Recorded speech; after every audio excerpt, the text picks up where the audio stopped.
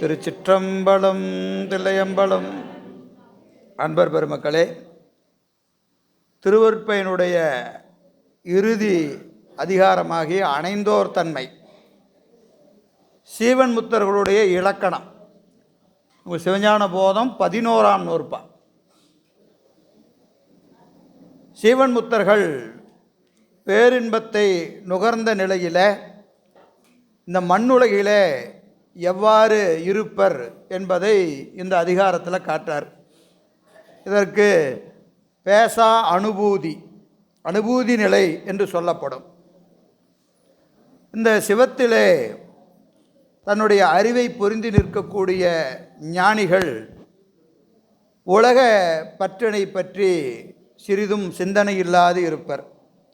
இது சிவஞான சித்தியாரில் ஞாலமதில் ஞானநுட்டையுடையோருக்கு நன்மையொடு தீமை இல்லை, நாடுவது ஒன்று இல்லை, சீலமில்லை, தவமில்லை, விரதமில்லை, ஆச்சிரமச் செயலில்லை, சித்தமலமில்லை, கோலமில்லை, குறியில்லை, குளமில்லை, குணமுமில்லை, பாலருடன் உண்மத்தர் பிசாசர் குணமருவி பாடலினோடு ஆடல் இவை பயின்றிடனும் பயில்வர் என்று காட்டுகிறார். ஞான நெட்டையோடு இருக்கு என்னல்ல, நன்மை இல்லை, தீமை இல்லை, சீலமில்லை, விரதமில்லை, ஆச்சிரம செயலில்லை, கோலம் இல்லை, குறி இல்லை, குளம் இல்லை, குணம் இல்லை, ஒன்றுமில்லை, எல்லாவற்றையும் கடந்து பெருமானையே சிந்தித்து கொண்டிருப்பர். இது 11ஆம் நூற்பால பரமே பார்த்திருப்பர் பதார்த்தங்கள் பாரார். பரமே பார்த்திருப்பர் பதார்த்தங்கள் பாரார். 10வது திருமுறையில் திருமூல நாயனார் மரத்தை மறைத்தது மாமத யானை, மரத்தில் மறைந்தது மாமத யானை, பரத்தில் மறைந்தது பார்முதல் போதம், பரத்தை மறைத்தது பார்முதல் போதம். பரத்தை பார்த்தா பார் தெரியாது, பாரை பார்த்தா பதம் தெரியாது, ஒன்று தான் காட்சிப்படும். உலகம் தெரிந்தால் சிவம் தெரியாது, சிவம் தெரிந்தால் உலகம் தெரியாது.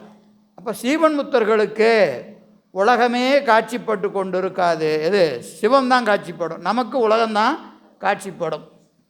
அந்த நிலையில் அந்த பெருமக்கள் எவ்வாறு இருப்பர் என்பதை ஒரு 10 பாடலில் காட்டுகிறார். 91 பாருங்கள். ஓங்கு உணர்வின்கண் உள்ளடங்கி உள்ளத்து இன்பொடுங்க தூங்குமவர் மற்ற ஏது உண்டு சொல். ஓங்கு உணர்வை என்ன செய்கிறார்? ஓங்கு உணர்விலேயே ஆகச்சிறந்த உணர்வு எது? பேரின்பந்தான். அந்த பேரின்பத்தில் சிவத்தோடு அழுந்தி இருக்கக்கூடிய அந்த பேரின்பத்திலே உள் அடங்கி, பேரின்பத்தில் எப்படி இருப்பாங்க? உள்ள அடங்கி இருப்பாங்க. எப்பவுமே ஒரு பொருளை அனுபவிக்கணும்னா என்ன செய்யணும்? அழுந்தி அடங்கி தான் அனுபவிக்கும். அப்போ பேரின்பத்தில் சிவத்தில் ஆன்மா எப்படி இருக்கும்? அடங்கி நின்று தான் அனுபவிக்கும். அதனால் அந்த உணர்வினே உள்ளடங்கி, அப்படி அடங்கியதால் என்ன நிகழும்? உள்ளத்து இன்பொடுங்க. நாம் சிவத்தில் ஒடுங்கணும்னா நம் உள்ளத்தில் எது ஒடுங்கும்? இன்பம் ஒடுங்கும். இப்போ இன்பம் ஒடுங்கணும்னா முதல்ல என்ன செய்யணும்? சிவத்தில் அடங்கணும். சிவத்தில் அடங்கினாதான் இன்பம் விளையும் நமக்கு. அதுதான் வழி, வேறு வழி இல்லை. எனவே சிவத்தில் அடங்கி நிற்பது தான் நமக்கு ஆகச்சிறந்த வழி. ஆனால் அடக்கம் என்பது நமக்கு சொல்கிற மாதிரி, அடக்கம் ஆறுயிர் உய்க்கும், அமரர் உய்க்கும் ஆறுயிர் அடங்காமை ஆறுயிர் உய்த்து விடும். உலகத்திலேயே அடக்கம் வேணுன்றாங்க. உலகத்திலே என்ன வேணும்? அடக்கம் வேணும். சிவத்தில் அப்போ எப்படி இருக்கணும் பார்த்துக்குங்க. உலகத்திலே எப்படி இருக்கணும்? அடக்கமாக இருக்கணும்னு வள்ளுவ பெருமான் சொல்லுகிறார். அப்போ சிவத்தில் முழுமையாக அடங்கி இருந்தால் உள்ளத்து இன்பொடுங்க தூங்குமவர். தூங்குதல் என்பது என்னது? நெட்டை கூடல். தூங்கி கண்டார் சிவலோகம் தன்னுள்ளே என்பார்.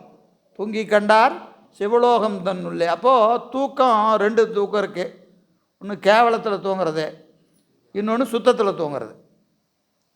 கேவல துரியாதீதம், நிட்டையில் துரியாதீதம்.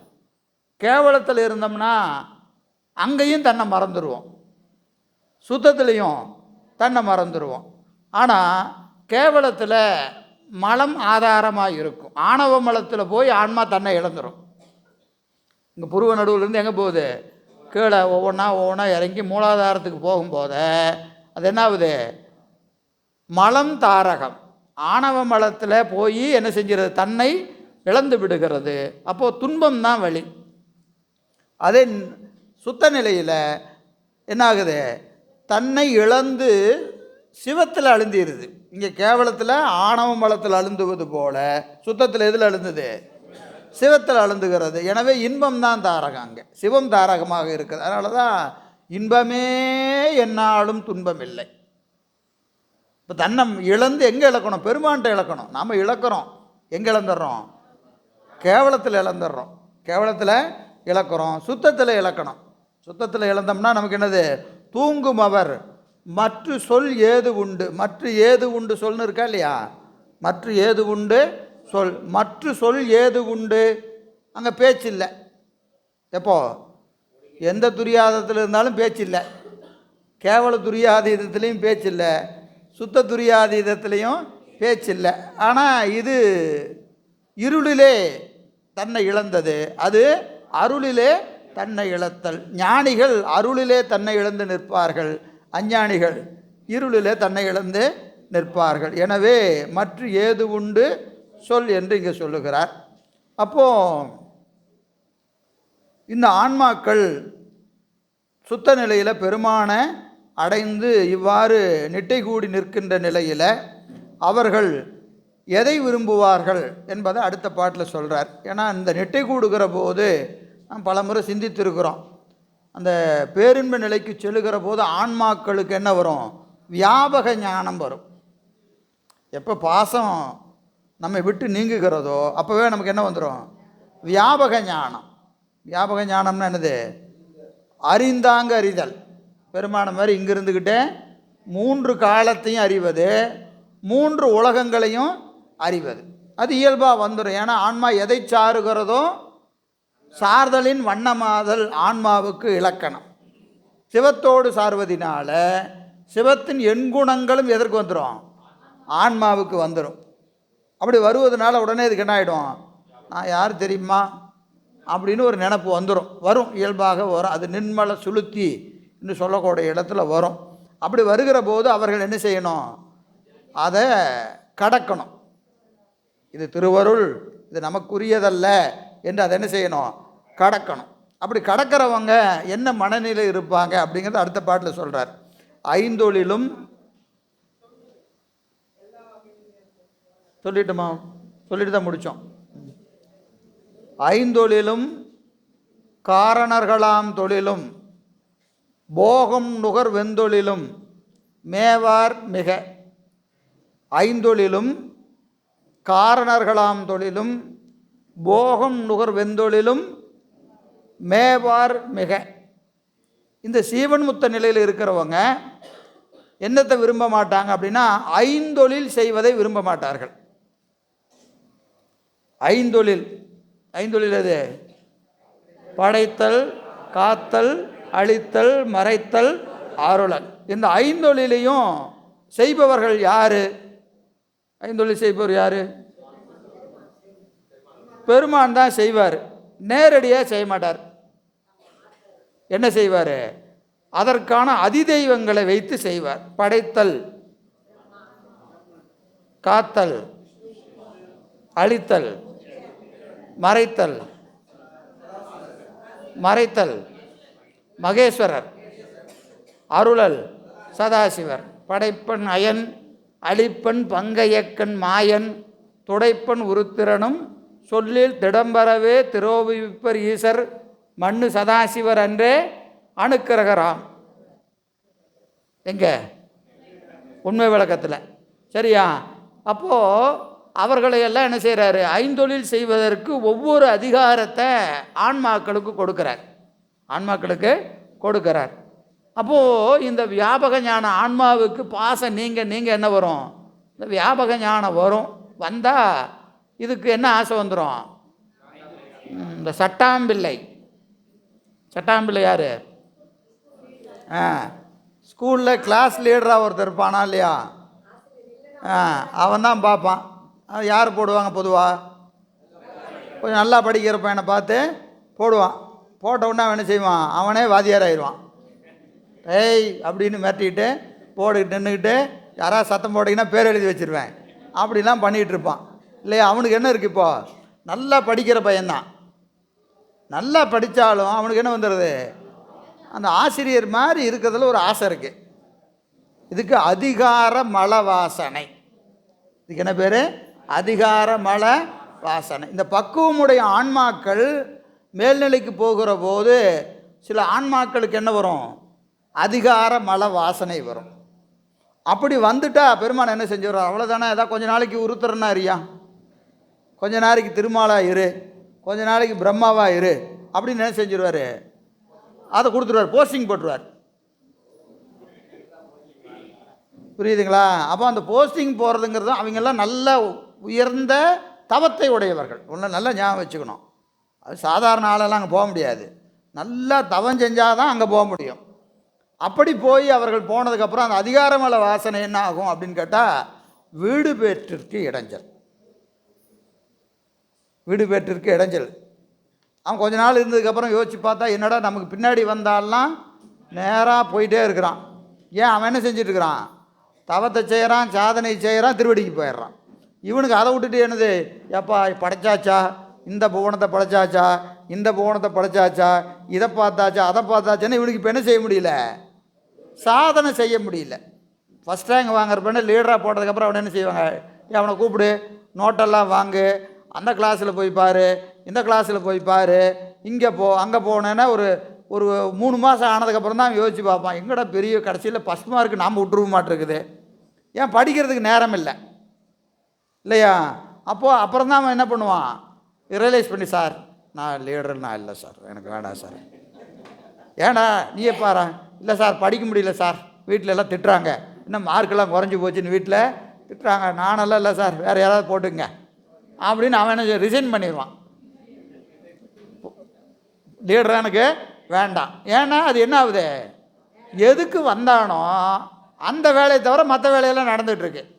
இவன் வந்தது படிக்கிறதுக்கு, இவன் நல்லா படிக்கிற பையன்தான், புரியுதா. இப்போ இது என்ன ஆகிப்போச்சு, படிப்பதற்கு இடையூறு அப்படின்னு தெரிஞ்சால் என்ன செஞ்சுருவான், எனக்கு வேண்டாம், யாரையோ போட்டுங்க, என்ன விடுங்க ஆளை அப்படின்னு போயிடுவான். இது தாங்க முத்தி நிலையில் நடக்கிறது. நல்ல பக்குவமுடைய ஆன்மா அதிகாரமல வாசனையினால் என்ன செய்யும், அங்கே போய் அந்த பொறுப்புகளில் போய் தங்கிடும், அதனுடைய வளர்ச்சி பாதிக்கப்படும், சாதனை செய்ய முடியாது. அதனால் என்ன ஆகும், அப்படியே தங்கி நிற்கும்.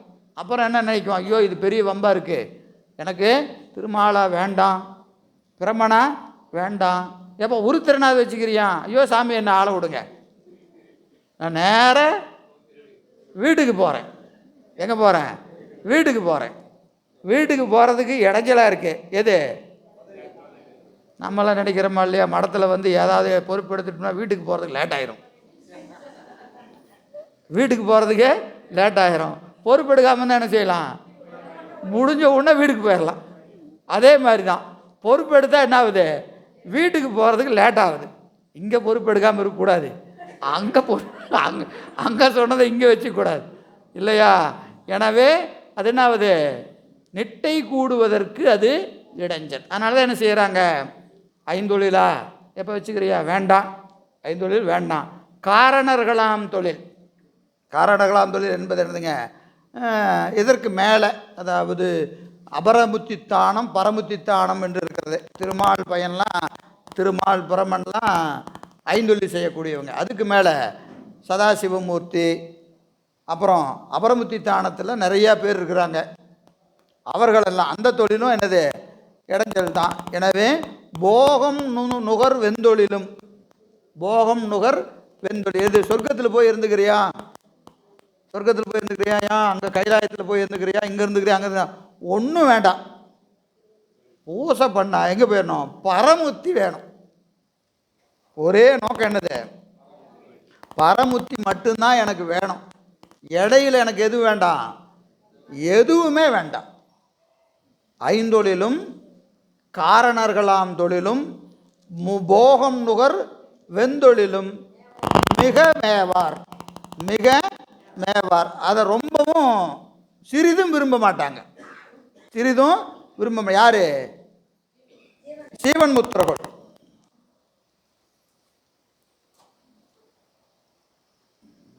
சொல்லு மாத்தமா இதா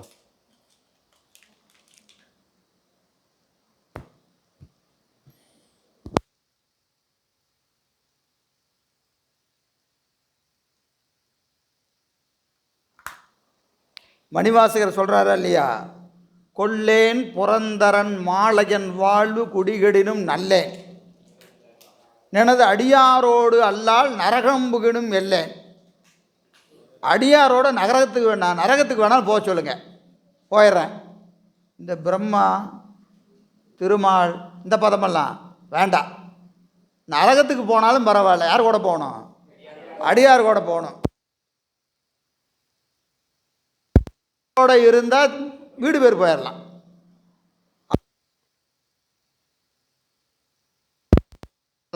அடியாரை விட்டுட்டு எங்கே போனாலும் வீடு பெற்றிருக்கு போக முடியாது. அதனால தான் அங்கே சொல்கிறார், எனவே அவர்கள் ஒன்றும் மேவார். எது மேலே சொன்ன எதையுமே விரும்பி நிற்க மாட்டார்கள். சரி, அப்போது அந்த வியாபக ஞானம் இருந்து என்னங்க பயன்? வியாபக ஞானம் இருந்தால் என்னது? வியாபக ஞானம்னு என்னது? எல்லாத்தையும் அறியறது, எல்லாத்தையும் அறியறது. இப்போ நமக்கு என்ன ஞானம்? இப்போ இருக்கிறது என்ன ஞானம்? இப்போ இருக்கிறது ஏகதேச ஞானம். இப்போ இருக்கிறது ஏகதேச ஞானம். ஒன்றை தான் அறிய முடியும்.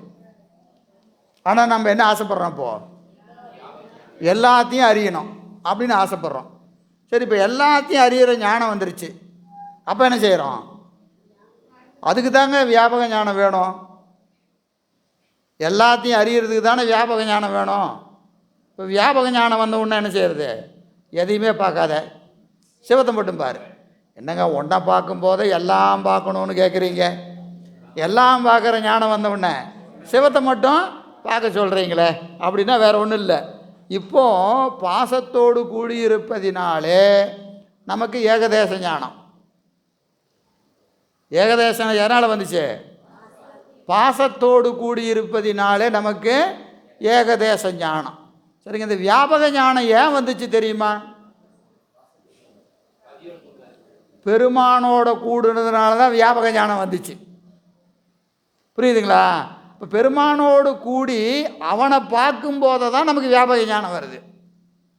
நீங்கள் திருப்பியும் ஆகா உலகம் நல்லா இருக்குன்னு திரும்பிட்டு என்ன ஆயிரும்? உலகத்தை பார்த்தீங்கன்னா வியாபக ஞானம் போயிடும். இப்போ வியாபக ஞானமே எதனால் வந்தது? பெருமானோடு கூடியதால் தான் வியாபக ஞானம் வந்தது. நீங்கள் பெருமானோடு கூடிய உடனே வியாபக ஞானம் வந்த உடனே உலகத்தை நான் பார்க்குறேன் அப்படின்னு என்ன ஆயிரும்? வியாபக ஞானம் போயிடும். அப்போ எதை பார்க்கணும்? சிவத்தோடு கூடியிருத்தல் தான் நோக்கமே ஒழிய வியாபக ஞானம் நோக்கம் இல்லை. புரியுதா? பெருமானோடு கூடினா வியாபக ஞானம் என்னது வரும்? அது ஒரு அவாந்தர பயன், இடைநிலை பயன். நீங்கள் வியாபக ஞானத்துக்காக போய் பெருமான்கிட்ட கூடுறதில்ல. வியாபக ஞானம் வேணும்னு போய் பெருமானை கூடுறதா? அதுக்காக இல்லை. பெருமானை கூடுவது தான் விருப்பம், அதுதான் நோக்கம். அவனோடு கூடுகிற போது நமக்கு என்ன வந்துடுது? வியாபக ஞானம் வந்துடுது. உடனே நீங்கள் அடரா வியாபக ஞானம் வந்துருச்சே, அங்கே இந்திரன் என்ன பண்ணிகிட்டு இருக்கிறான் பார்க்கலாம், சொர்க்கத்தில் என்ன நடந்திருக்குது பார்க்கலாம் அப்படின்னா என்னாச்சு? போச்சு, மொத்தமாக போச்சு இல்லையா? அப்போ என்ன செய்யணும்?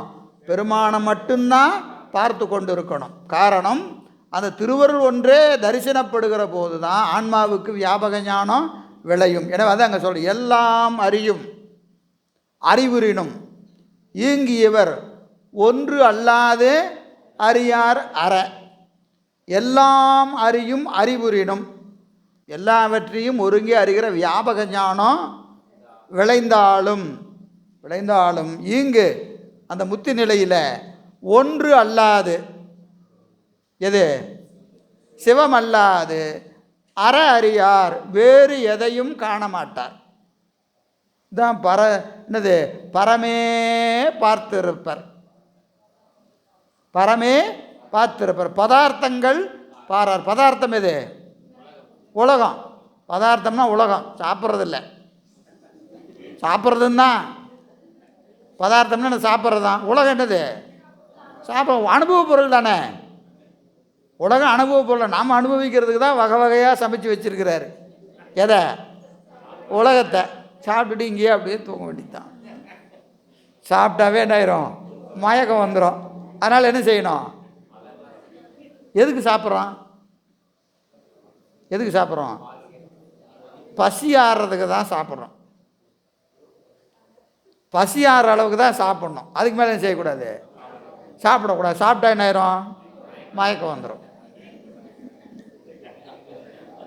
வேலை செய்யறதுக்கு சாப்பிடணுமே ஒழிய சாப்பிட்றதையே ஒரு வேலையாக வச்சுருக்கக்கூடாது. இல்லையா? என்ன ஆகும்? மயக்கம் வருமா வராதா? அதே மாதிரி தான். அதே மாதிரி தான். என்னது?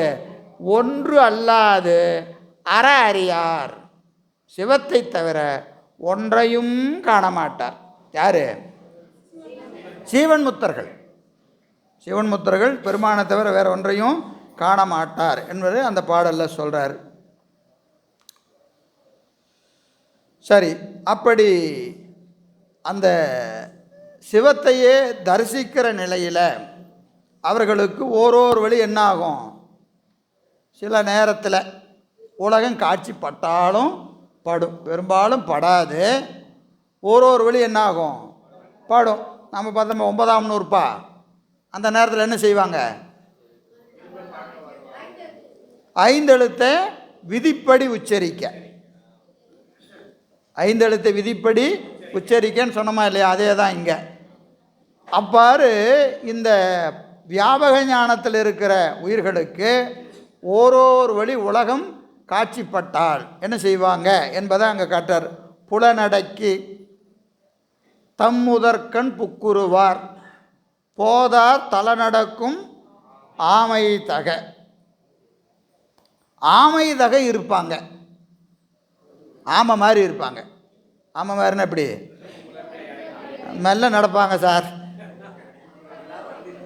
தனக்கு ஒரு துன்பம் வருகிற போது தனது 5 கருவிகளையும், எனது 4 காலு ஒரு தலை, அது என்ன செய்யும்? உள்ளே விட்டுக்கும். எதுக்குள்ள?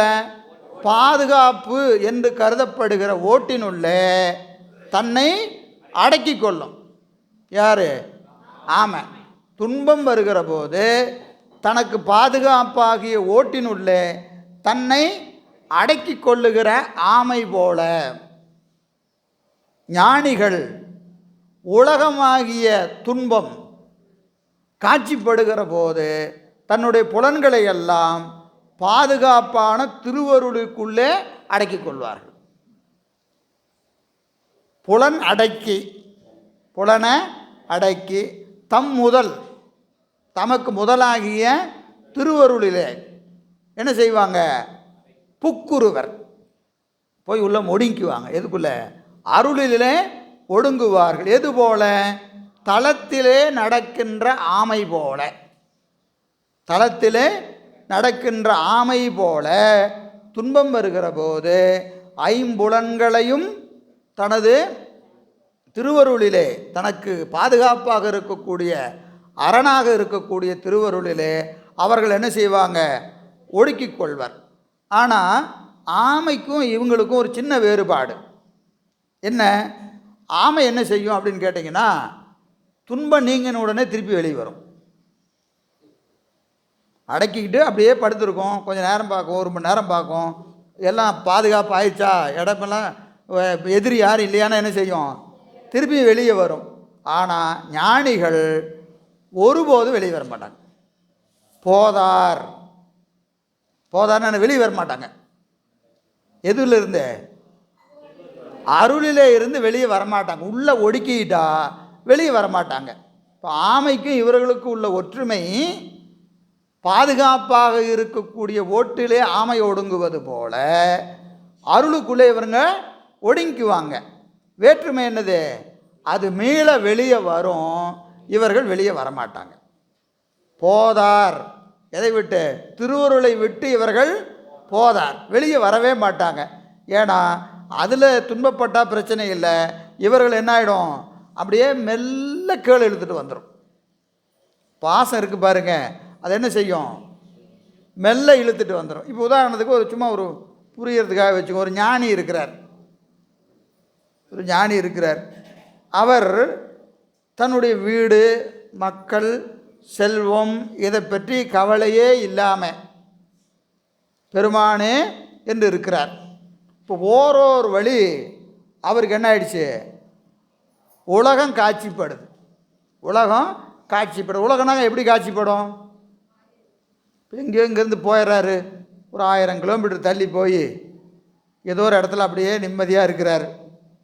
இந்த வீட்டில் இருக்கிற அம்மா, மகன் இவர்கள்லாம் எங்கே போகிறாங்க? ஏதோச்சியாக போகிறாங்க. கிளம்பி போகும்போது அவர் அங்கே ஏதோ ஒரு கோயிலில் உட்காந்துருக்கிறாரு. பார்த்துட்டாங்க. சரியா? பார்த்த உடனே என்னாச்சு? பார்த்த உடனே அவர் பாட்டுக்கு இது நமக்கும் அவங்களுக்கு சம்பந்தம் இல்லை அப்படின்னு நினச்சிட்டாருன்னா தப்பிச்சுக்கிட்டார். சரியா? பார்த்துட்டு அடடா இது நம்ம மனைவியாட்டு இருக்குதே அப்படின்னு பார்த்துட்டாருன்னு வச்சுங்க. இப்போ ஒரு உலகம் காட்சி பெற்றுச்சு. இல்லைன்னா அவருக்கு எல்லாம் என்னவா தெரியும்? எல்லாம் திருவருள் தான். எல்லாமே ஒரு எந்த பெண் வந்தாலும் அது திருவருள்னு பார்ப்பார். இப்போ மட்டும் என்ன ஆயிடுச்சு? மனைவின்னு தெரிஞ்சு போச்சு. என்ன ஆகும்? மனைவி சும்மா இருப்பாங்களா? பாருங்கள், நம்ம பையன் வந்திருக்கிறான், மருமக வந்திருக்கிறா, பேரன் வந்திருக்கிறான். அப்படியா? சாப்பிட்டீங்களா எல்லோரும்? சாப்பிட்டீங்களா? சாப்பிடல. ஏப்பா கொஞ்சம் சாப்பாடு வாங்கி கொடுப்பா. சாப்பிட்ட உடனே எங்களை எல்லாம் விட்டு இப்படி வந்துட்டீங்களே. அப்படியே மெல்ல என்ன ஆகும்? ஒரு நூலை உருவுனா ஒவ்வொரு நூலாக உருவ வேண்டியதுதான். எங்கே? துரியாதீதத்திலிருந்து இறங்கி இறங்கி இறங்கி இறங்கி எங்கே வந்துடுவாங்க? என்னது? ஞானி சம்சாரி ஆயிடுவார் இல்லையா? அது என்னது? ஒரு வழி காட்சிப்பட்டுட்டா அது என்ன ஆகும்? அப்படியே இப்போ ஒரு கதை கூட உண்டு, நாம் ஏற்கனவே சொல்லியிருக்கோம். ஒருத்தர் சிவபூசை பண்ணணும்னு ஆசைப்படுறாரு. என்னது? பசும்பாலில் தினமும் பூசை பண்ணணும்னு நினைக்கிறாரு. சரியாக கிடைக்க மாட்டேங்குது. என்ன செய்கிறாரு? ஒரு மாடு ஒன்று வாங்கி கட்டி நாம் டெய்லியும் நல்லா கறந்து பெருமானுக்கு பூசை பண்ணலாம் அப்படின்னு மாட்டை வாங்கினார். மாட்டை வாங்கினோன்னே அதை பார்த்துக்கிறதுக்கு என்னையா வழி அப்படின்னு பார்த்தா, சரி ஒரு கல்யாணம் பண்ணிக்கிட்டோம்னா மனைவி மாட்டை பார்த்துக்குவா அப்படின்னு இவர் நினச்சிக்கிட்டாரு. கடைசியில் என்ன செஞ்சார்? கல்யாணம் பண்ணார். அப்புறம் சும்மா இங்கே இருக்கிறது ஒரு இடத்த வாங்கு, ஒரு வீட்டை கட்டு, மாட்டை கட்டு, மனைவியை கட்டு. திருப்பி பார்த்தா பூசை பண்ணுறதை விட்டுட்டு அவர் என்ன ஆகிட்டார்? எல்லாம் மீதியெல்லாம் நடந்தது, பூசை நடக்கலை இல்லையா? இது போல தான் நம்ம இதுக்காக அது, அதுக்காக அது என்று என்ன செய்யுது? கடைசியில் எதுக்காக நம்ம ஆரம்பித்தோமோ அதே மறந்துடுவோம், அதே மறந்து போகும் இல்லைங்களா? அப்போ பூசை என்பது என்னது? பூசை எப்படி செய்யணும்னு சித்தியார் பாட்டு இருக்கு. என்னது? உலர்ந்த போதுகளும் கொண்டுன்னு எழுதுறார். அதாவது கீழே உழுற மலரை எடுத்து பூசை பண்ணுங்கிறார். என்ன செய்கிறாரு? கீழே இப்போ நம்ம பறித்த மலர் கொண்டுன்னு இருக்கு. ஆனால் சித்தியாரில் என்ன எழுதுறாரு? அதுவாக உழுது பாரு கீழே, அந்த 4 பூ எடுத்து பூசை பண்ணுங்கிறார். ஏன்னு கேட்டால், நீ அதை பண்ணு இதை பண்ணுன்னு சொல்லிட்டு கடைசியில் பூசை பண்ணுறதை விட்டுருவேன். பூ பறிக்கிறது ஒரு பெரிய வேலையாயிரும் இல்லையா? எல்லாமே என்னது? பூசைக்கு நீங்கள் சேர்த்தக்கூடிய பொருட்கள் எல்லாம் சிரமம் இல்லாமல் சேர்த்தணும். பூசையை சிறப்பாக செய்யணும். நோக்கம் என்னென்னா பூசை தான் சிறப்பாக இருக்கணும். நாம் பூசையில் இருக்கிற பொருள் சிறப்பாக இருக்கணும்னு என்ன செய்வோம்? இதுக்காக பொருளை சேர்த்த போவோம். நான் 15 வகையான திரவியம் வைத்து பூசை செய்கிறேன். 15 திரவியம் காசு பத்துறது இல்லைங்களா? காலையிலேருந்து ஓடிட்டே இருக்கிறேன். இதெல்லாம் ஒன்றும் சிரமப்பட வேணாம். என்னது? புண்ணியம் செய்வார்க்கு பூ உண்டு நீர் உண்டு. ரொம்பலாம் சிரமப்படாதப்பா. ஒரு பச்சளையை வெய்யி, ஒரு பூவை போடு, ஒரு சொம்பு தண்ணியை ஊற்று. ஆனால் பூசை நிறைவாக இருக்கணும். நீங்கள் செய்யக்கூடிய பொருள்கள் நிறைவாக இருக்க வேண்டும் என்ற அவசியம் இல்லை. அதுக்காக செய்ய வேண்டான்னு இல்லை, இருந்தால் செய்யலாம். உங்களோட வசதி வாய்ப்புகள் இருக்குது, நேரம் இருக்குது, எல்லாம் என்னென்ன உண்டோ எல்லா திரையும் வச்சு பூசை பண்ணலாம். ஆனால் அந்த பொருளை ஈட்டுவதற்காக நம்ம என்ன செஞ்சிடக்கூடாது, பூசையை விட்டுறக்கூடாது. நோக்கம் பூசை சிறப்பாக செய்வது தான். சரிங்களா? எனவே அந்த வகையில் அவர்கள் ஆமை போல, தலைநடக்கும் ஆமை போல தனக்கு ஒரு துன்பம் வருகிற போது என்ன செய்வாங்க, திருவருளிலே தன்னை அடக்கி கொண்டு வெளியே வராமல் இருப்பார்கள் என்பதை இங்கே சொல்லுகிறார். அடுத்த பாடல்ல, அவனை அகன்று எங்கும் இன்றாம், ஆங்கு அவனா எங்கும் இவனை ஒளிந்து உண்டாதல் எல். அவனை அகன்று எங்கும் நின்றான். அவன் யாரு? பெருமான். இவன் யாரு? சீவன் முத்தர். அவன் பெருமான், இவன் சீவன் முத்தர்கள். அவனை அகன்று எங்கும் நின்றான். இறைவன் இல்லாத இடம் எதுவுமே இல்லை. இறைவன் இல்லாத இடம் எதுவுமே இல்லை. எந்த பொருளும் அவனிடத்து இல்லாதது இல்லை. எல்லா பொருளிலும் அவன் எப்படி இருக்கிறான்? கலந்திருக்கிறான். எல்லா பொருளிலும் கலந்திருக்கிறான், கடந்தும் இருக்கிறான். கலந்தும் கடந்தும் இருப்பதுனால தான் அவனுக்கு என்ன பேர்? கடவுள்னு பேர். கடவுள்னு பேர். எனவே அவனை அகன்று எங்கும் இன்றான். ஆங்கு அதுபோல, அது போல அவனாம் இவனை ஒளிந்து உண்டாதல் இல். அவனை போன்ற என் குணத்தை பெற்றிருக்கின்ற, வியாபக ஞானத்தை பெற்றிருக்கின்ற, பரமுத்தியை அனுபவித்து கொண்டிருக்கின்ற இவனும் இல்லாத இடம் எதுவும் இல்லை. ஏன்னா இந்த ஆன்மா எப்படி இருக்கும்? சிவமாம் தன்மை பெற்று நிற்கும். சிவமாம் தன்மை பெற்று நிற்கும். ஆனால் ஒருபோது என்ன ஆகாது? சிவம் ஆகாது. சிவம் ஆகாது. அது அழகாக சித்தியார் சொல்லி, எரி இரும்பை செய்வது போல இவனை தானாக்கி. எரி இரும்பை செய்வது போல இவனை தானாக்கி. நெருப்பு எப்படி இரும்பை தன்வயமாக்குகிறதோ, நெருப்பில் கொண்டு எதை வைக்கிறீங்க? இரும்பை வச்சாச்சு. இப்போ இரும்பு என்ன ஆயிடுச்சு? நெருப்பு ஆயிடுச்சு. ஆனால் அங்கே பொருள் என்னது? ரெண்டு பொருள் தான். இரும்பு இரும்பு தான், நெருப்பு நெருப்பு தான். ஆனால் நெருப்பினுடைய தன்மை இரும்பிலே விளங்கி நிற்கின்றது. அப்போது இப்போ இரும்பை தொட்டா சுடும். சுட்டது எது? நெருப்பு தானே ஒளி இரும்பல்ல. அப்போ அதுபோல் ஆன்மாக்கள் சிவத்திலே நிற்கின்ற பொழுது சிவமாம் தன்மையை பெற்று நிற்கும். அப்போ அதனுடைய பேரறிவுக்கு காரணம் சிவமே அன்றி ஆன்மா அல்ல. எது போல? நெருப்பிலே இடப்பட்ட இரும்பு போல. சரிங்களா? அதான் இங்கே சொல்கிறார், அவனாம் இவனை ஒளிந்து உண்டாதல் எல். அப்போ சிவம் எங்கெங்கு வியாபித்து நிற்கிறதோ அதுபோல சிவத்தின் திருவருளை பெற்ற ஆன்மா எங்கும் வியாபகமாக எல்லா பொருளிலும் கலந்திருக்கும். அது எது வரைக்கும்? சிவத்தை ஆதாரமாக இருக்கிற வரைக்கும் தான்.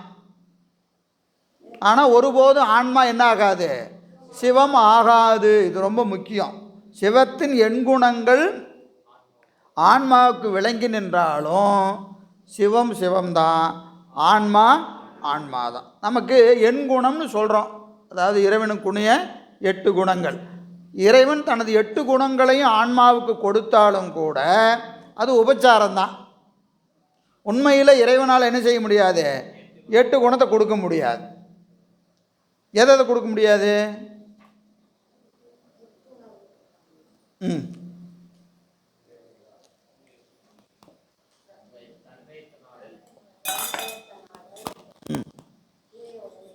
8 குணத்தை சொல்கிறீங்க, கொடுக்க முடியாத குணத்தை சொல்லுங்க.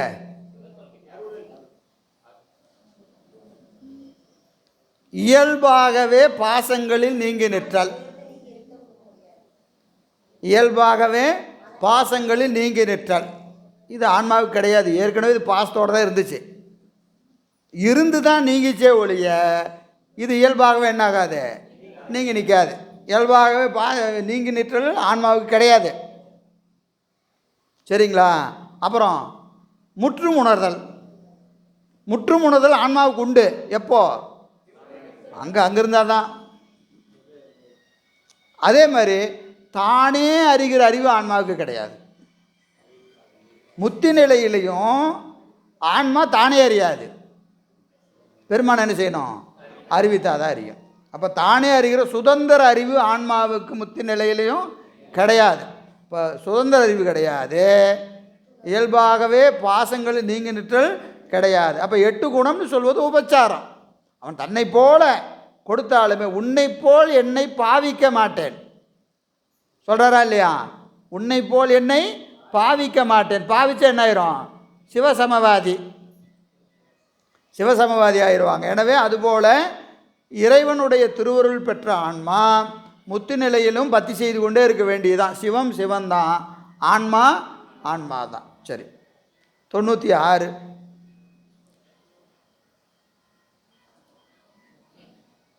யாருப்பா அது?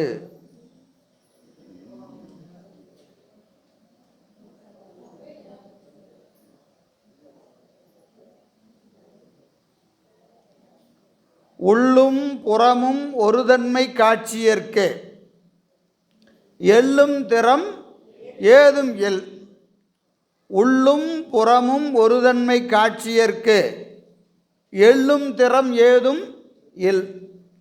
உள்ளும் புறமும், தன்னகத்துக்கு உள்ளையும் புறத்தையும் ஒரே தன்மையுடைய காட்சியற்கே, ஒரே தன்மையுடைய காட்சியற்கே, ஒரே காட்சி தான். எங்கே? உள்ளே பார்த்தாலும் சரி, வெளியே பார்த்தாலும் சரி, ஒரே காட்சி எதாக இருக்கும்? சிவமாக காட்சிப்படும். உள்ளே பார்த்தாலும் சிவந்தான் தெரியும், வெளியே பார்த்தாலும் சிவந்தான் தெரியும். அவர்களுக்கு என்ன கிடையாது? எள்ளும் திறம், இகழ்ச்சிக்குரிய திறம் எதுவுமே இல்லை. ஏன்னா உலகத்தில் சிறந்த பொருள், இழிவான பொருள் என்று எதுவுமே கிடையாது. யாருக்கு? ஞானிகளுக்கு. ஏன்னா எல்லாமே என்ன தெரியும்? சிவமாவே தெரியும். உள்ள தெரிவிக்கின்ற காட்சி தான் வெளியே தெரியுது. என்னது? உள்ள பெருமான் தான் தெரிவார் இல்லைங்களா? அதனால தான் நமக்கு தாயுமானவருடைய வரலாற்றில் ஒரு செய்தி உண்டு. என்னது? போகிறாரு, பூ பறிக்க போகிறார், பூசைக்கு பூ பறிக்க போகிறார். பார்த்தா பூவில் பெருமான் தெரிகிறார். இதை பறித்து கொண்டு போய் இந்த சிவத்தை பறித்து அந்த சிவத்துக்கு எங்கே போடுறது? இந்த இங்கே பூலையும் சிவந்தான் தெரியுது, அங்கேயே என்ன இருக்கு? சிவந்தான் இருக்குது. இந்த பூவை பறித்து அந்த பூ சிவத்தில் போய் எங்கே போய் போடுறது? சிவார்ப்பணம். என்ன சொல்லிட்டாரு? சிவார்ப்பணம் சொல்லிட்டு வந்துட்டார். வந்துட்டு பெட்டகத்தை திறந்து பார்த்தா அந்த பூ இவர் பூசை பெட்டகத்தில் இருக்கு. ஏன்னா அவர் எப்படி இருக்கிறார்? எல்லா இடத்துலையும் சிவத்தையே காண்கிற தன்மை, சிவத்தையே அது யாருக்கு உண்டு? ஞானிகளுக்கு உண்டு. அதனால் அவங்களுக்கு ரொம்ப இழிந்த பொருள் என்பது இல்லை. ஒரு ஒரு அருமையான பாரதியார் பாட்டு, பாரதி பாடுகிறான். எதில்? மலத்திலே நான் உன்னை பார்க்க வேண்டும்ன்றான்.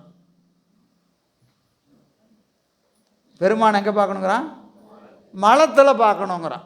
அப்படின்னு என்ன அர்த்தம்? எல்லாத்துலேயும் பெருமான் இருக்கிறானா இல்லையா? அப்போ அதில் இருக்கிறானா இல்லையா? இருக்கிறான். ஆனால் நமக்கு அதை பார்த்தா என்ன வருது?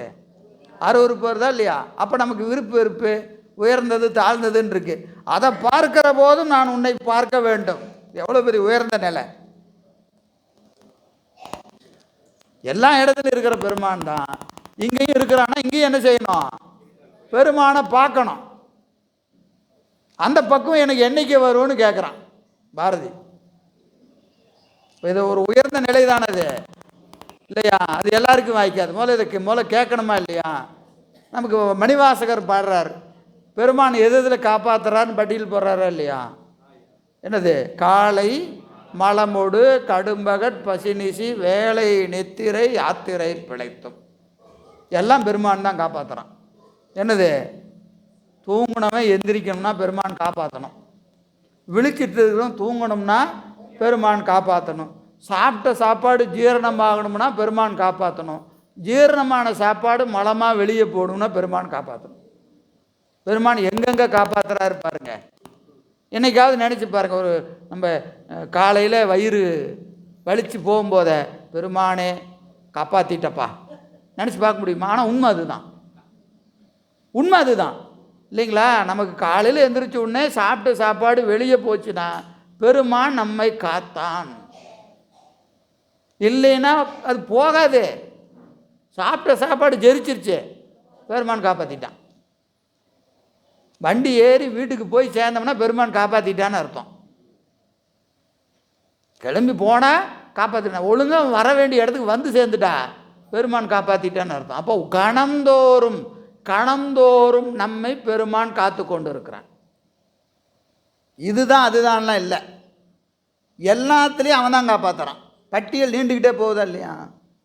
காலை மலமுடு கடும்பகட் பசி நிசி வேலை நித்திரை யாத்திரை பிழைத்தும் கருங்குழற் செவ்வாய் வெண்ணகை கார்மையில் ஒருங்கிய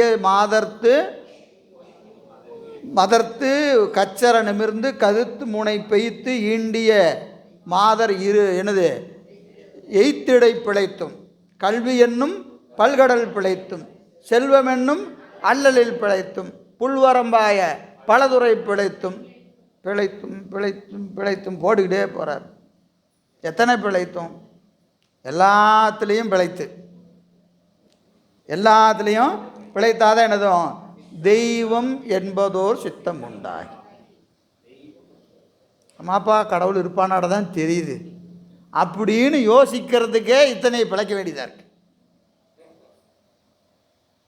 பார்த்துங்க, அப்போ பெருமான் எவ்வளவு உபகாரம் நமக்கு செய்து கொண்டு இருக்க. முதல்ல பெருமானை நினைக்கிறதுனா, இப்போ பெருமானை நினைக்கிறதுனா என்னது? அவன் உபகாரத்தை நினைக்கிறது தான். அவன் கருணையை நினைக்கிறது தான் அவனை நினைக்கிறது. வேற என்ன நினைக்கிறது? வேற ஒன்றும் நினைக்கிறதுக்கு வேற என்ன செய்ய முடியும்? அவன் கணந்தோறும் செய்கிற கருணையை தான் நினைத்து கொண்டே வர வேண்டும். எனவே ஞானிகளுக்கு உள்ளேயும் வெளியும் ஒரே மாதிரி காட்சி நிகழ்வதினாலே இழிந்தது என்ற எதுவுமே அவர்களுக்கு இல்லை, எல்லாமே உயர்ந்தது தான். ஏன்னா எல்லாத்துலேயும் என்ன தெரியுது? சிவம் இருப்பதினாலே என்னது? எள்ளும் திறம் ஏதும் இழிபொருள் என்பது எதுவுமே ஞானிகளுக்கு இல்லை என்று காட்டுகிறார்.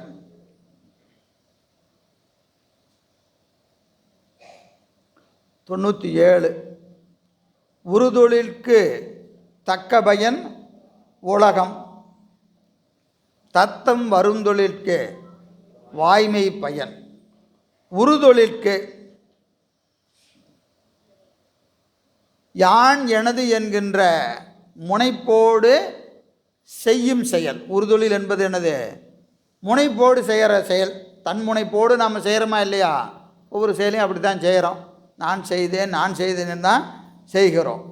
அதற்கு தக்க பயன் உலகம். நான் செஞ்சேன்னா என்ன கிடைக்கும்? பிறப்பு கிடைக்கும். பிறப்பு தான் கிடைக்கும். எப்பெல்லாம் நான் செய்கிறேன்னு உணர்வு இருக்குதோ அது வரைக்கும் என்ன கேரண்டி? பிறப்பு கேரண்டி, மினிமம் கேரண்டி. நான் செய்தேங்கிற நினப்பு இருக்கிற வரைக்கும் பிறப்புக்கு ஒன்றும் கவலையே இல்லை.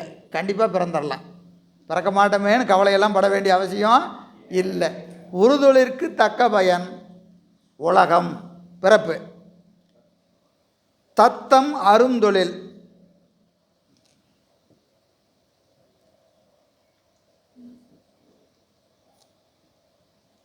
தான் என்ற முனைப்பு அருந்து செய்யக்கூடிய தொழில், தன்முனைப்பு இல்லாத செயல். தத்தம் அருந்தொழில், தத்தமது முனைப்போடு செய்யக்கூடிய தொழில் நீங்கினால் வாய்மை பயன். வாய்மை என்பது என்னது?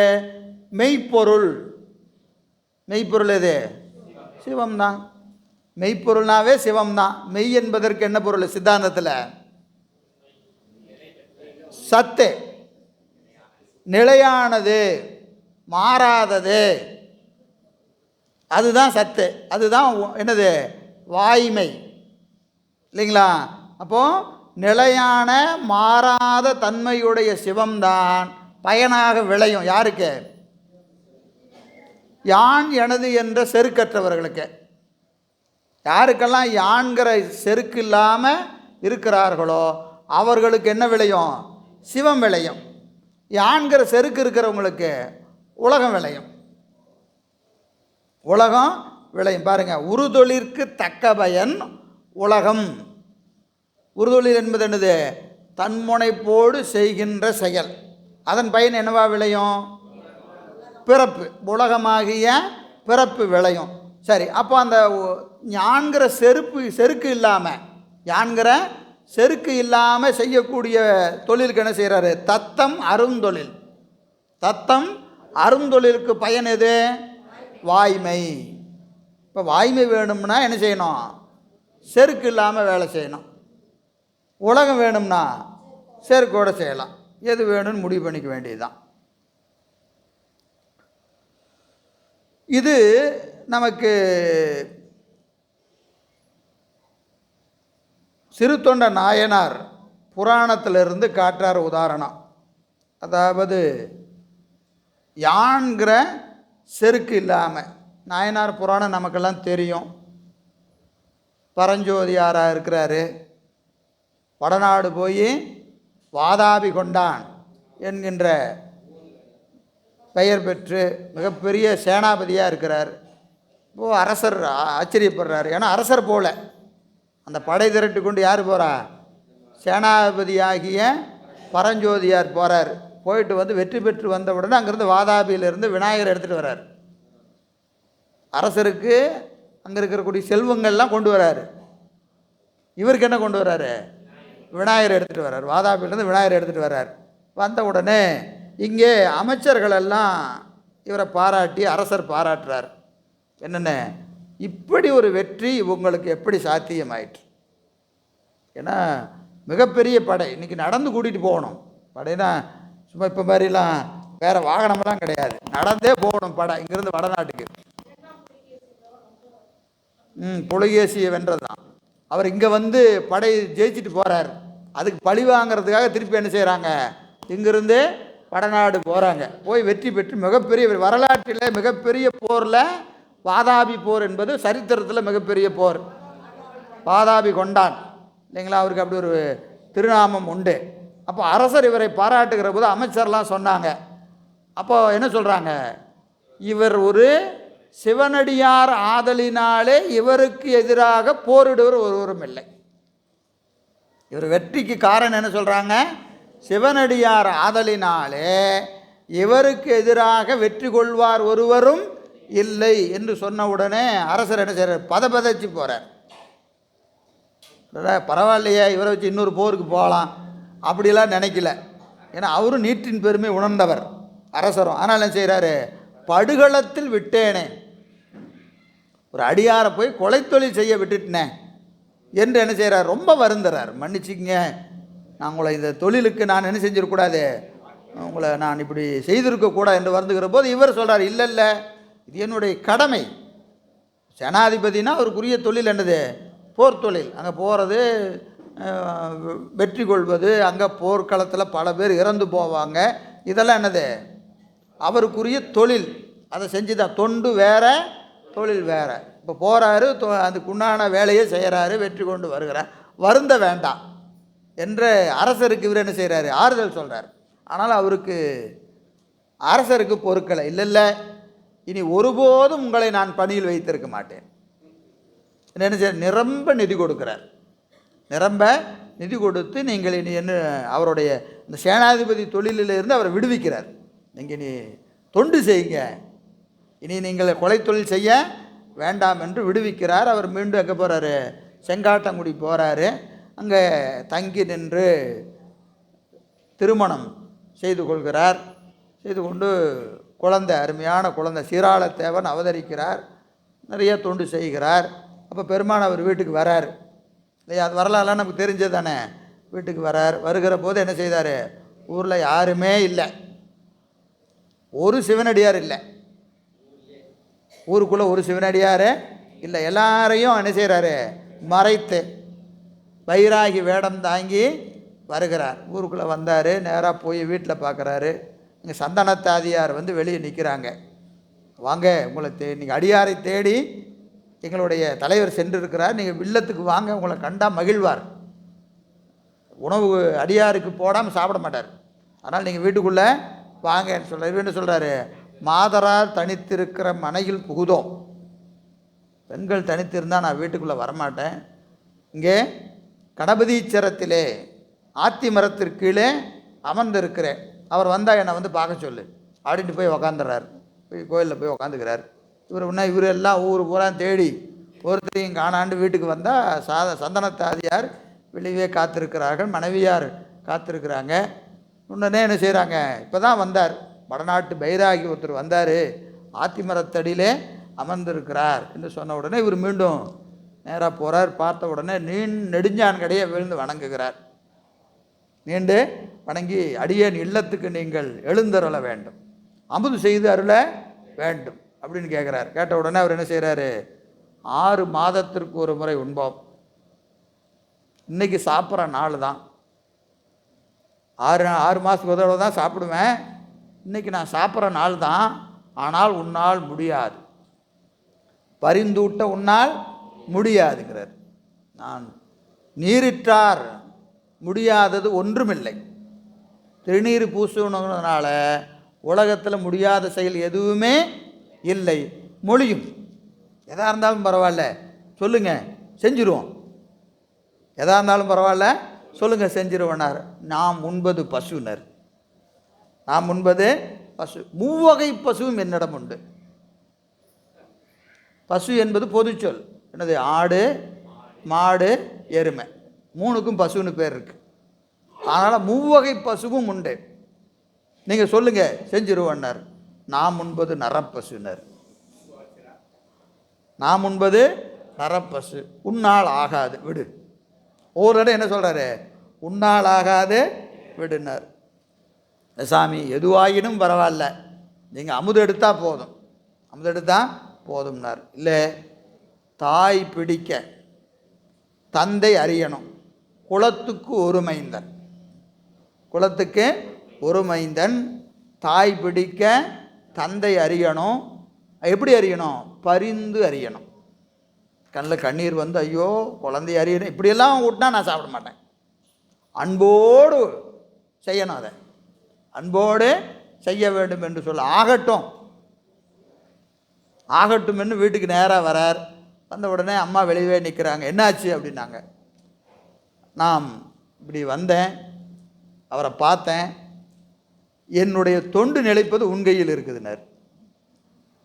என்ன செய்கிறாங்க, உன்னோட கையில் இருக்கு, உன் மகனை நீ கொடுனர். யார்கிட்ட போய் கேட்குறாரு, மனைவிட்டு போய் என்ன கேட்குறாரு, உன் மகனை கொடுப்பாயாக. என்னன்னு சொல்லலை, நம் மகன்னு சொல்லலை. ஏன்னா அவர் அப்போவே முடிவு பண்ணிட்டார்,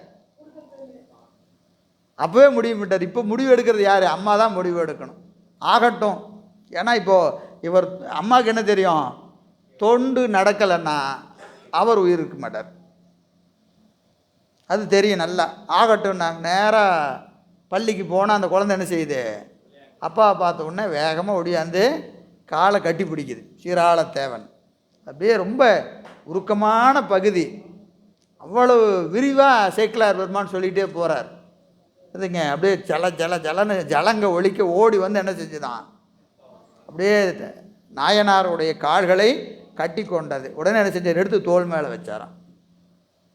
குழந்தை இடுப்பில் வைக்கலாம், கையில் வைக்கலாம், எங்கே வச்சார், தோள் மேல் வைத்தார். காரணம், அது பிரசாதம், இறைவனுக்குரிய பொருள்கள் தோளுக்கு கீழே வரக்கூடாது, இது ஒரு நியதி. உடனே எடுத்து என்ன செஞ்சார், குழந்தைய தோள் மேலே வச்சார், வீட்டுக்கு கொண்டு வந்து அம்மா கையில் கொடுத்தாரு. அம்மா என்ன செஞ்சாங்க, எல்லாம் குளிக்க வச்சு சுத்தம் பண்ணி உச்சி மோகுவ நினைந்தார், எச்சில் படுமே அப்படின்னு முத்தம் கொடுக்கலையாம் குழந்தைக்கு. உடனே படைக்கலங்கள் எல்லாம் தயாராச்சு செஞ்சார். இங்கே எல்லாம் செஞ்சு வச்சாச்சு. தலைக்கறி நீங்களாக, தலைக்கறி நீங்களாக எல்லாம் செஞ்சு வச்சாச்சு. நேராக போனார். அங்கே சாமி வழக்கம் போல் அங்கே உட்காந்துருந்தார். பெருமானே சற்று காலம் தாழ்ந்தது, நீங்கள் எழுந்தருளன்னார். வந்து கொண்டு வந்து உட்காந்தாச்சு. எல்லாம் இலையை விரித்து வரிசையாக எல்லாம் பரிமாறியாச்சு. உடனே எல்லாம் செஞ்சாச்சா, ஆச்சு சாமி, எல்லாம் ஆச்சு. தலைக்கறி செஞ்சிட்டியா, ஐயோ அது செய்யவில்லையே அப்படின்னு தடுமாறி நிற்கிறாங்க. அப்போ உடனே சந்தனத்தாதியார் என்ன செய்கிறாங்க, அதுவும் ஆகும் என்று சமைத்தேன். அப்படியா, கொண்டு வாங்கன்னு அதையும் வச்சார். தனித்து உண்ணோம். என்ன சொல்கிறாரு, தனித்து உண்ணும். அப்படியா, இருங்க சாமி, யாராவது இருக்கிறாங்களான்னு நான் பார்த்துட்டு வரேன். திருப்பி என்ன செய்கிறாரு, இவர் அப்படியே பரிமாறி சாமி உட்காந்துருக்கிறாரு. மீண்டும் திருச்செங்காட்டங்குடி பூரா சுற்றுறார். கூட சாப்பிட்றதுக்கு யாராவது இருப்பார்களா என்று போகிறார். அது வரும்போதே என்ன செஞ்சார், மொத்தமாக ஒரு ஆள் கிடையாது ஊரில். போயிட்டு வந்தார், யாருமே இல்லை. அப்போ தான் வந்து சொல்லுகிறார், அடியார்கள் நீர் பூசுவதை கண்டு நானும் நீரிட்டேன். நீங்கள் அடியார் பக்கத்தில் உட்காருன்னு சொல்கிறீங்க, நான் அடியார் இல்லை, ஆனால் நீரிட்டார் இடுவதை கண்டு நானும் விட்டேன். நீங்கள் அனுமதிச்சா நான் உட்காந்து சாப்பிட்றேன்னார். நீங்கள் அனுமதிச்சா நான் அமர்ந்து உண்கிறேன்னார். உன்னை போல் நீரிட்டாரார். என்ன எப்படி சொல்லிட்ட, இந்த மாதிரி யாரால் திருநீர் பூசும் உட்காருனார். உட்கார்ந்த உடனே என்ன செய்தார், உடனே இதுக்கு மேலே ஏதாவது சொல்லிட்டா என்ன பண்ணுறது. ஏன்னா தொண்டு இப்போ எப்படியாவது அவர் சாப்பிடணும். இவர் ஒன்றா கண்டிஷன்ஸ் போட்டுக்கிட்டே இருக்கிறார். இவர் என்ன செய்கிறார், முதல்ல நாம் சாப்பிட்டோமா அவர் சாப்பிடுவாரா என்று நினைந்து என்ன செய்கிறாரு, எடுக்க போகிறார். உடனே கைப்பிடிச்சிட்டார். 6 மாதம் கழித்து உண்போம், நாளும் சோறின் பேர். தினமும் சாப்பிட்ற உனக்கு என்ன அவசரம், 6 மாதத்துக்கு ஒரு தடவை சாப்பிட்றேன்னு அமைதியாக உட்காந்துருக்கிறேன், உனக்கு என்ன அவசரம் அப்படின்னு கையை பிடிச்சாராம். கையை பிடிக்கிறார். தொண்டை தாங்குபவர் பெருமான் தான். இந்த இடத்துல சேக்கிலார் என்ன காட்டுறாரு, இத்தனை வேலை எதுக்கு செஞ்சார், மகனை அறிஞ்சு வச்சு சமையல் பண்ணி கொண்டு வந்து பரிமாறின வரைக்கும் அவர் நோக்கம் என்னது, அடியார் உண்ட பிறகு தான் உண்பது. அடியார் உண்ணாம உண்பதில்லை என்பது அவரது ஒழுக்கம். இப்போ இவர் அடுத்து பேசும்போது என்ன ஆச்சு, அந்த ஒழுக்கம் மறந்து போகுது. ஒழுக்கம் மறந்து போகுது. நம்ம சாப்பிட்டா அவர் சாப்பிட்டுருவாரான்னு போகிறார். அப்போ அந்த ஒழுக்கத்தை பெருமான் தான் காக்கிறார். இப்போ நம்ம செய்கிற தொண்டு ஒன்று தொடர்ந்து செய்கிறோம்னு வைத்துக்கொள்ளுங்க, எந்த தொண்டாகட்டும், டெய்லி ஒரு 4 பாட்டு படிக்கிறோம், இல்லை டெய்லி ஒரு பூசை பண்ணுறோம், இல்லை டெய்லி அனுஷ்டானம் பண்ணுறோம், ஏதோ ஒன்று தொடர்ச்சியாக நடந்து கொண்டு இருக்கிறது என்று சொன்னால் பெருமான் நம்மை அனுமதிக்கிறான் என்பது பொருள். இல்லைன்னா நம்மளால் என்ன செய்ய முடியாது, எதையுமே தொடர்ந்து செய்ய முடியாது. தொடர்ந்து ஒரு செயல் என்ன வேணாலும் வச்சுங்க, சின்னதாக ஒன்று காலையில் எந்திரிச்சு ஒன்றுங்க ஒரு கண்ணை தேய்ச்சிட்டு அந்த படத்தை தாங்க பார்ப்பேன், டெய்லி இப்படி தான் பார்ப்பாங்க. இது நடக்கணும்னாலும் என்ன செய்யணும், பெருமானை அனுமதிக்கணும். நம்ம எந்த இடத்துலையும் நமக்குன்னு ஒன்றுமே கிடையாது, எதுவுமே கிடையாது. எனவே அங்கே கையை பிடிச்சாரு. உடனே யார், உன்னுடைய மனைவி மக்களை வர சொல்லுனார். சீராள தேவனை வர சொல்லுனார். சீராள தேவன் இப்போது இங்கே இல்லை, வரமாட்டான் சாமினார். இல்லை கூப்பிடுனார். என்ன செஞ்சாரு, சொல்லிட்டாரு, அவன் தான் இங்கே இருக்கிறான், ஐயா சொல்லவா முடியும். எந்திரிச்சு போய் வெளியே நின்று என்ன கேட்குறாரு, சீராளா வாராயினாங்க. இன்னும் அம்மா சொன்னாங்க, இவர் கணவர் கூப்பிட்டா மனைவியும் கூப்பிடணுமா இல்லையா, செய்யமணியே சீராளா வாராயினாங்க. செய்யமணியே சீராளா வாராய் சிவனார் அடியார் அமுதுண்ண வாராய். அப்போ என்ன சொல்லி அழைக்கிறாங்க, அடியார் சாப்பிட்ணையா வாயான்னு கூப்பிட்றாங்க. அந்த தொண்டில் இங்கே பாருங்கள், இந்த புராணத்தில் எங்கேயாவது அந்த தற்போதம் என்பது எங்கேயாவது ஒரு இடத்துல இவ்வளவு பெரிய தொண்டு செய்கிற நாயனார் இடத்து தன்னை பற்றி ஒரு நினைப்பு, தன் குழந்தையை பற்றிய நினைப்பு, மக்களை பற்றிய நினைப்பு ஏதாவது இருக்கா? தொண்டு தொண்டு தொண்டு, தன்னை பற்றி எந்த நினைப்பும் கிடையாது.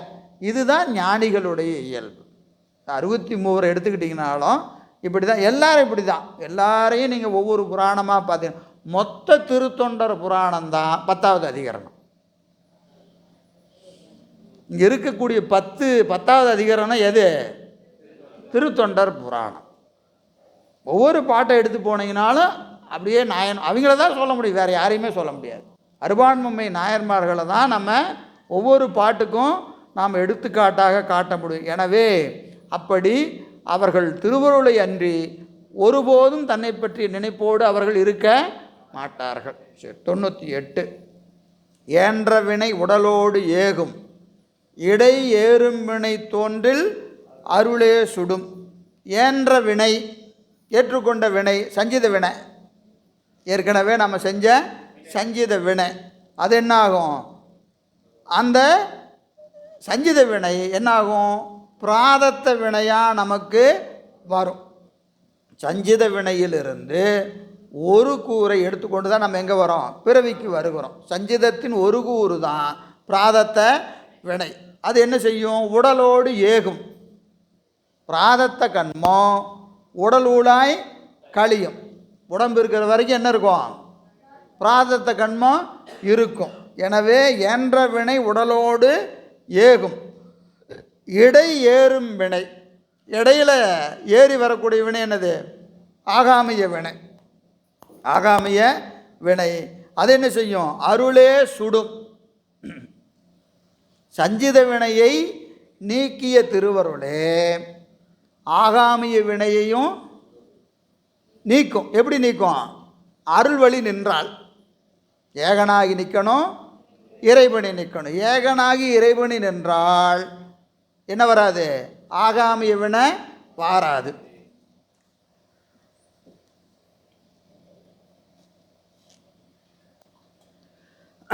ஆகாமிய வினை வாராது. அப்போ இடையில் என்ன இருக்கு?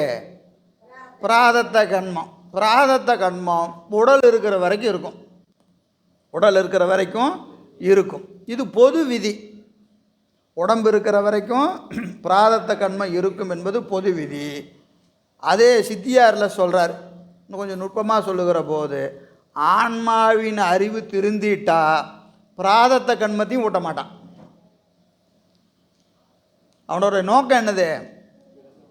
திருத்தறது தான் நோக்கம். கண்மத்தை ஊட்டுவது அவன் நோக்கம் இல்லை. இறைவனுக்கு நோக்கம் என்னது? ஆன்மாவின் அறிவு திருந்தது தான் அவனுடைய நோக்கமே அன்றி கொண்டு வந்ததை முழுசாக கழிச்சே ஆகணுங்கிறது அவன் நோக்கம் கிடையாது. நம்ம சொல்கிறோமா இல்லைங்களா? ஒரு தப்பு செஞ்சுட்டு சிறைச்சாலைக்கு போகிறான். அவனை என்ன செய்கிறாங்க? நன்னடத்தை, நன்னடத்தைன்னு சொல்லி என்ன செஞ்சுறாங்க? கொஞ்சம் முன்னாடியே விடுதலை செய்கிறாங்களா இல்லையா? அப்போ நோக்கம் என்ன? தண்டனை கொடுக்கறதே திருந்துறதுக்கு தான். அந்த தண்டனை 6 மாதம் இரு, 1 வருஷம் இரு, 5 வருஷம் இருன்னு தண்டனை கொடுக்கறது என்னதுக்கு? திருந்துறதுக்கு தான், தண்டிக்கிறதுக்கு இல்லை. திருந்திட்டா அதுக்கு மேலே என்ன செய்ய வேண்டாம்? தண்டிக்க வேண்டிய அவசியம் இல்லை. அதனால் இப்போ சிறைச்சாலையிலேயே நல்லா ஒழுங்காக திருந்திட்டாப்பா, நல்லா இருக்கிறா அப்படின்னு சர்டிஃபிகேட் பண்ணிவிட்டு என்ன செஞ்சுருவாங்க? முன்கூட்டியே விடுதலை செஞ்சிருவாங்க. அது மாதிரி இந்த பிராதத்த கண்மமும் கழிக்கப்படும். திருந்திட்டா கண்டிஷன்ஸ் என்னது? திருந்திட்டா. திருந்துற வரைக்கும் இந்த வினை ஊட்டிக்கிட்டே இருப்பார். சரியா? என்ற வினை உடலோடு ஏகும், இடை ஏறும் வினை தோன்றில் அருளே சுடும். மும்மை தருமினைகள் மூளாவாம் மூதறிவார்க்கு அம்மையும் இம்மையே ஆம். மும்மை தருவினைகள், மும்மை தருவினைகள், இம்மை மறுமை அம்மை. மும்மை, இம்மை மறுமை அம்மை. இம்மைன்னு என்னது? இந்த பிறவி. மறுமைனா மேலை பிறப்பு, அடுத்தடுத்த பிறப்பு. அம்மைனா வீடு பேர், வீடு பேர். அம்மையே சிவலோகம் ஆள்வதற்கு யாதும் ஐயுறவு இல்லையே.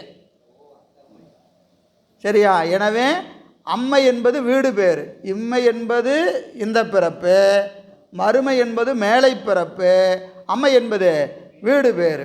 இப்படி இந்த மும்மையிலும் மூதறிவார்க்கு ஞானிகளுக்கு மூளாவாம். மூளாவாம் எது? இந்த 3 நிலையிலும் வினைகள் மூளாவாம். இம்மையிலையும் மூளாது, மறுமையிலும் மூளாது, அம்மையிலும் மூளாது. யாருக்கு? மூதறிவார்க்கு, சீவன் முத்தர்களுக்கு. சீவன் முத்தர்களுக்கு வினைகள் மூளாது. அம்மை என்னது? இம்மையே அம்மையாம். இங்கேயே எப்படி இருப்பாங்க? இங்கேயே அவங்க முத்தியில் தான் இருப்பாங்க. முத்தி என்பது இறந்த பிறகு போகிறதில்ல, இருக்கிற போதே பெருமானோடு கூடியிருத்தல். வாழ்கிற காலத்திலேயே நிட்டை கூடி இருப்பாங்க. வாழ்கிற காலத்திலேயே நெட்டை கூடி இருப்பார்கள். எனவே அவர்களுக்கு என்ன வேண்டாம்? வீடும் வேண்டா விரலில் விளங்கினார் சொல்கிறாரா இல்லையா? பெரிய புராணத்தில் பெருமான் போய் என்ன கேட்குறாரு? ஏப்பா முத்தி வச்சுக்கிறியா? முத்தினா என்ன சாமி? முத்தினா என்ன? மறக்காமல் இருக்கிறது தான். இப்பவும் அப்படி தான் இருக்கிறேன், இப்பவும் அப்படி தானே இருக்கிறேன். எனவே என்ன வேண்டாம்? வீடும் வேண்டாம். வீடும் வேண்டாம். யார்? விரலில் விளங்கின. விரல்னா என்னது? விரல் என்னது? வீரம். என்ன வீரம்? பெருமானே வந்து என்னையா வேணும்? ஒன்றும் வேண்டாம் சாமி, நல்ல ஆனந்தமாக என்னை வச்சிருக்கிற, எனக்கு ஒன்றும் வேண்டாம். யார் சொல்லுவாங்க? அடியார்கள் சொல்லுவாங்க. அடியார்கள் சொல்லுவாங்க என்று பெரிய புராணம் சொல்லுது. வீடும் வேண்டா விரலில் விளங்கின. எனவே அம்மையும் இம்மையே ஆம், அம்மையும் இம்மையே ஆம் என்று முத்தி நிலையை எங்கே அனுபவிப்பாங்க? இந்த காலத்திலேயே முத்தியை அனுபவித்து கொண்டிருப்பார்கள் சீவன் முத்தர்கள் என்று சொல்லுகிறார். 100 கள்ளத்தலைவர் துயர் கருதி தம் கருணை வெள்ளத்து அலைவார் மிக. கள்ளத்தலைவர், தலைவரில் யார்? கள்ளத்தலைவர். தலைவர் யார்? தலைமை பண்பு எவருக்கு உண்டோ அவர் தான் தலைவர். தலைமை பண்பு எவருக்கு உண்டோ அவர் தான் தலைவர். அப்போ கள்ளத்தலைவர் யார்? தலைமை பண்பு எவருக்கு இல்லையோ அவர்கள்லாம் கள்ளத்தலைவர் இல்லையா? நமக்கு தலைமை பண்பு உண்டா? உண்டா? ஒன்றும் கிடையாது. தலைமை பண்பு யாருக்கு? பெருமானுக்கு மட்டும்தான் உண்டு. ஆனால் நான் யார் தெரியுமா? எத்தனை தான் கற்றாலும், எத்தனை தான் கேட்டாலும், எத்தனை சிந்தித்திருந்தாலும் கற்றவர்பால் தர்க்கமிட்டு நாய் போல சல்லனவோ அப்படின்னு கேட்குறார். எதுக்கியா படிக்கிற? கற்க இடர்பட்டு மிக கற்றையெல்லாம் கற்றவர்பால் தர்க்கமிட்டு நாய் போல சல்லனவோ. எதுக்கு படிக்கிறேன்? நல்லா படிச்சுட்டுங்க. யாராவது கேள்வி கேட்டால் டான் டான் பதில் சொல்கிறதுக்கு படிக்கிறேனுங்க. அதுக்காயா படிக்கிற? யார் மாதிரி? நாய் போல சல்லணும். ரொம்ப கேவலமாக திட்டுறாரு. நாய் என்ன செய்யும்? இந்த நாய் அந்த நாயை பார்த்து கத்தும், அந்த நாய் இந்த நாயை பார்த்து கத்தும். இந்த மாதிரி 2 பேர் சண்டை போட்டுக்கிறதுக்காயா படிக்கிறது? கல்வியின் பயன் என்னது? தர்க்கத்துக்கு கிடையாது. தர்க்கம் செஞ்சு நம்ம அறிவை யாருக்கு நிரூபிக்க வேண்டிய அவசியம் நமக்கு இல்லை. அப்போ கல்வியின் பயன் என்னது? நற்கருணை வெள்ளம் அடங்கும் விரிசடையாருக்கு ஆளாகி உள்ளம் அடங்க. உள்ள அடங்கிறதுக்கு தான் கல்வி. கல்வி கற்றால் அதன் பயன் என்னவாக இருக்கணும்? உள்ள அடங்கணும். இல்லைன்னா கல்வியினால் ஒரு பயனும் இல்லை என்று சிவபோக சாரத்தில் சொல்கிறார். ஆனால் நமக்கு என்ன உண்டு? கள்ளத்தலைவர். கள்ளத்தலைமை நமக்கு நிறையா இருக்குது. எனவே நம்மை கண்டு துயர் கருதி என்னது? கள்ளத்தலைவராகி நம்மை கண்டு யாருக்கு வருத்தம்? ஞானிகளுக்கு. இத்தனை பாட்டு எதுக்கு சொல்லியிருக்கிறாங்க? சிவஞான போதம், சிவஞான சித்தியார், சிவப்பிரகாசம், திருவருட்பயன், திருவாசகம், தேவாரம், பெரிய புராணம், இதெல்லாம் எதுக்கு? கள்ளத்தலைவராகிய நம்முடைய துயர் கருதி படித்து பார்த்து திருந்து. எப்படி? எதையாவது பார்த்து திருந்து. ஏன்? அவர்கள் பெற்ற பேரின்பத்தை நாம் பெற வேண்டும். பெறுவதற்கு என்ன வழி? கள்ளத்தலைமை ஒழியணும். நமக்கு ஒரு தலைமை பண்பு நமக்கு இல்லை. எல்லாம் சிவன் செயல் என்று என் அப்படின்னு ஒரு தடவை சொன்னால் புரியாது. பல வகையாக சொல்கிறது. இப்படி தேவாரத்தில் ஒரு மாதிரி, திருவாசகத்தில் ஒரு மாதிரி, திருவுருப்பையில் ஒரு மாதிரி, சிவபோகசாரத்தில் ஒரு மாதிரி, இங்கே சிவஞான போதத்தில் ஒரு மாதிரி, சித்தியாரில் ஒரு மாதிரி, எல்லா வகையும் பல வகையாக சொன்னாலும் நாம் எப்படி இருக்கிறோம்? அசைய மாட்டேன். நான் எப்படி சொன்னாலும் அசைய மாட்டேன் இல்லைங்களா? கள்ளத்தலைவர் துயர் கருதி, ஆன்மாக்கள் படுகிற துன்பத்தை கருதி, தம் கருணையாகிய வெள்ளத்தால் சீவன் முத்தர்கள் இயல்பாகவே கீழே இருக்க உயிரை பார்த்தா என்ன வரும்? ஒரு கருணை வரும். இப்போ நம்ம பார்க்குற ஒரு சின்ன குழந்தை அப்படியே ரோட்டில் போகும்போது பார்த்தீங்கன்னா ஒரு அழுக்கா அப்படியே போகுதுன்னு வச்சுங்க, பார்த்தா நமக்கு என்ன தோணும்? ஐயோ பாவம், என்ன இந்த சின்ன குழந்தை இப்படி போகுதே தோணுமா இல்லையா? அதுபோல் நம்மை பார்த்தா அவங்களுக்கு என்ன வருது? இரக்கம் வருது. நாம் என்ன நினச்சிட்டோம், நான் யாரும் தெரியுமா அப்படின்னு போயிட்டுருப்போம். அவர் ஐயோ பாவம், 6 பெத்த பிள்ளையோ இப்படி போகுது. எப்படி போகுது? நான் செஞ்சான்னு போகுது. எப்போ இதுக்கு அறிவு பிறக்க போகுது? இது என்னைக்கு தெளிய போகுது அப்படின்னு நம்ம கண்டு என்ன செய்கிறாங்க? வருந்துகிறார்கள். நீங்கள் இப்போ பட்டினத்தடிகள் வரலாற்றில் நம்ம அடிக்கடி சொன்னது என்னது? இறந்த வீட்டில் போய் இவரோன்னு அழுகுறாரா இல்லையா? பட்டினத்தடிகள் போய் அழுகுறாரா இல்லையா? எல்லோரும் என்ன நினச்சிக்கிட்டாங்க? ஐயோ இறந்தவருக்கு இவருக்கும் ரொம்ப தெரிஞ்சு வரப்பறப்பா சாமியே வந்து அழுகுறாரியா அப்படின்னு அவருன்னு சொல்லி, அவனை நினச்சி அழுகலையா, உன்னை நினச்சி தான் அழுதேன். அவன் இறந்துட்டான், நாம் இறக்க போகிறேன்னு தெரியாமல் நீ எல்லாம் என்னமோ உழுந்து அழுதுட்டு இருக்கிறியே, உன்னை நினச்சி தான் எனக்கு ரொம்ப வருத்தமாக இருக்குது அப்படின்னு அழுதாரான் இல்லையா? அதுபோல் நம்மை நினைந்து கருணையோடு என்ன செய்கிறாங்க? எல்லா நூல்களும் எதற்காக? நம்பால் கொண்ட கழிவிறக்கம். உயிர் எப்படியா ஏதாவது ஒரு பாட்டை பிடிச்சிட்டு மேலே வந்துடாதான். ஏன்னா ஏதோ ஒரு பாட்டு ஏதோ ஒருத்தர் என்ன செய்யும்? யாரையாவது போய் தைக்கும். காலங்காலமாக இப்படி தான் பல உயிர்கள் இது என்ன செஞ்சுக்கிட்டு இருக்கு? இந்த சாத்திரங்களும் தோத்திரங்களும் இப்படி தான் பிடிச்சி ஒவ்வொரு உயிராக எத்தனை பேர் போனாங்கன்னு நமக்கு தெரியாது. ஆனால் ஏதோ ஒருவரை என்ன செஞ்சிட்ருக்கோம்? எங்கேயோ யாரோ ஒருத்தரை யாரோ ஒரு மூலமாக இந்த நூல்கள் என்ன செய்து கொண்டு இருக்கிறது? ஆன்மாக்களை கடை தேற்றி கொண்டே இருக்கிறது. அதற்காக தான் இதெல்லாம் நமக்கு சொல்லப்பட்டிருக்கிறது. துயர் கருதி கள்ளத்தலைவர் துயர் கருதி தம் கருணை வெள்ளத்து மிக அலைவர். எனது அவர்களுக்கு ரொம்ப அந்த உருக்கத்தோடு நம்மை நோக்கி அந்த உபதேசத்தை இங்கே நம்முடைய உமாபதி சிவனார் 100 பாடல்களாக சொல்லி நம்ம அறிவித்திருத்த அருளி இருக்கிறார்கள். இது நமக்கு எப்போ விடியுமோ விடிய வேண்டியது தான் இல்லைங்களா? யாருக்கு எப்போன்னு தெரியாது, யாருக்கு எப்போ எது விளையும் என்று நம்ம என்ன செய்ய முடியாது, யார் அறியிட்டு கூற முடியாது. அப்போ திருவருளை நோக்கி நம்மை செலுத்துவதற்காக இந்த நூலை நமக்கு அருள் செய்திருக்கிறார். நம்ம அடுத்த வகுப்பில் சிவஞான போதம் சிந்திப்போம். ரொம்ப அருமையான ஒரு நூல், விளையாட்டையும் கேட்டிருக்கு. மாதத்திற்கு 2 வகுப்பு. ஏன்னா நமக்கு ஜனவரியிலிருந்து டிசம்பர் வரைக்கும் பார்த்தோம்னா எவ்வளோ இருக்குது? 12 வகுப்பு. 2 வகுப்பு வச்சிங்கன்னா 24 வகுப்பு. ஆனால் 24 வகுப்பு வராது. எப்படி என்ன இருக்கும்? இடையிடையே ஏதாவது ஒரு சூழல் காரணமாக பல வகுப்புகள் தடைபடுவது இயற்கை தான். அது நம்ம என்ன விரும்பினாலும் திருவள்ளுவர் சம்மதம் எதுவும் அது நடக்கும். ஆனால் ரொம்ப விரிவாக சிந்திக்க ஒரு சிந்தனை இருக்குது. சாமி எவ்வளோ தூரம் கூட்டிகிட்டு போகிறாரோ கூட்டிகிட்டு போகட்டும், நம்ம கையில் ஒன்றும் இல்லை. காரணம் இது ஒரு நல்ல வாய்ப்பு. சிவஞான போதத்தை எப்போவுமே நமக்கு நேரம் பத்துறதில்லை. ஒவ்வொரு முறையும் பார்த்திங்கன்னா ஒன்று முன்னாடி யாரை பார்த்தோம்னா பின்னாடி யாரும் பார்க்க முடியாது, பின்னாடி யார் பார்த்தோம்னா முன்னாடி யாரும் பார்க்க முடியாது. அதை முழுசாக பார்க்கணுன்னா நமக்கு கால எல்லை மிக நீண்டு வரும். அதுக்காக திருவருள் யாராருக்கு எவ்வளோ வாய்ப்பு கொடுத்துருக்கிறதோ அந்த வகையில் அதை கொஞ்சம் விரிவாக சிந்திப்போம் என்று கருதுகிறோம். அதுக்கப்புறம் திருவருளின் சம்மதம் எதுவோ அது நடக்கும் என்று சொல்லி இந்த அளவில் நிறைவு செய்கின்றோம். திருச்சிற்றம்பலம்.